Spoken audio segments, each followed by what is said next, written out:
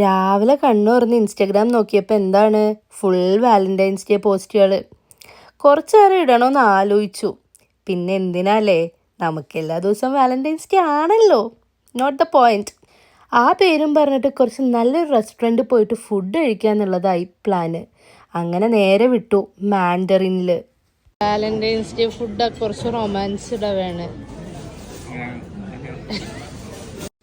കണ്ടല്ലോ ഗൈസ്, ഇതാണ് അവസ്ഥ. അതൊന്നും നോക്കിയിട്ട് കാര്യമില്ല, ഫുഡാണ് മുഖ്യം.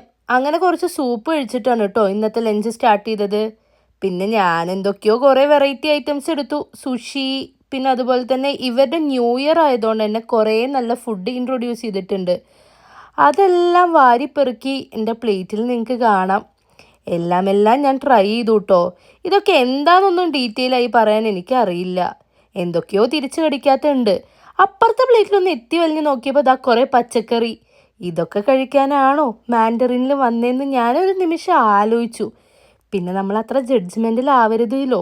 ഓരോരുത്തർക്കും ഓരോ ഇഷ്ടം. ഓക്കെ, കഴിക്കട്ടെ. എന്തായാലും ഫുഡടി അവിടെ ഒന്നും അവസാനിച്ചില്ല.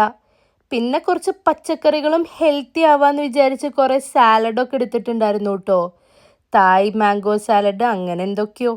അതെല്ലാം കഴിച്ചു. ഹെൽത്തിയാണ് എന്നുള്ളൊരു സാറ്റിസ്ഫാക്ഷൻ കിട്ടാൻ വേണ്ടിയിട്ട്. പിന്നെ ഇത് ജിഷ്ണുവിന് വേണ്ടി എടുക്കുന്നതാണ് കേട്ടോ. ഷുഗർ കട്ടായതുകൊണ്ട് നമ്മൾ ഈ ഭാഗത്തേക്ക് ഇല്ല. എന്നാലും കുറച്ചൊക്കെ തൊട്ടു നോക്കി ടേസ്റ്റ് ചെയ്തു. എന്തായാലും കഴിച്ച് മനസ്സും നിറഞ്ഞു, വയറും നിറഞ്ഞു. അതായിരുന്നു അവസ്ഥ. ഡയറ്റ് ഒന്നുകൂടെ ബാലൻസ്ഡ് ആക്കാൻ കുറച്ച് ഫ്രൂട്ട്സും കഴിച്ചു. പോവാൻ നേരത്ത് ഫോർച്യൂൺ കുക്കീസ് കിട്ടിയിട്ടുണ്ടായിരുന്നു കേട്ടോ. ഇപ്രാവശ്യം ഇതിൽ എന്താണ് എഴുത്ത് എന്നുള്ളത് ഞാൻ ഭയങ്കര എക്സൈറ്റഡ് ആയി നോക്കി. അതും കണ്ട് വയറും നിറഞ്ഞ് നേരെ വീട്ടിൽ പോയിട്ടോ.